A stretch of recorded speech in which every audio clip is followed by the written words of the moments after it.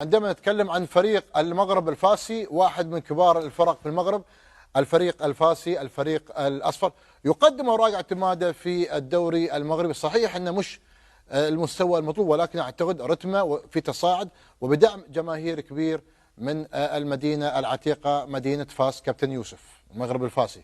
المغرب الفاسي الماس فريق كبير في تاريخ كرة القدم المغربية، بألقاب في البطولة: كأس العرش، كونفدرالية، سوبر إفريقي.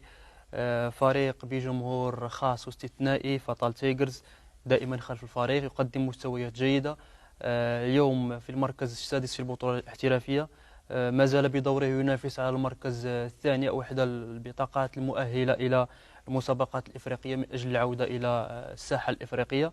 كذلك ينافس في كأس العرش، يقدم مستويات كبيرة ومباريات كبيرة أمام الكبار.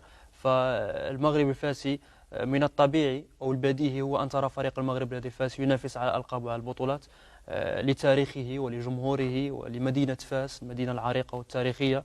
فنتمنى التوفيق إن شاء الله للمغرب الرياضي الفاسي من أجل عودة هذا الفريق الكبير الماس إلى سابق عهده وتوهجه وتحقيق الألقاب.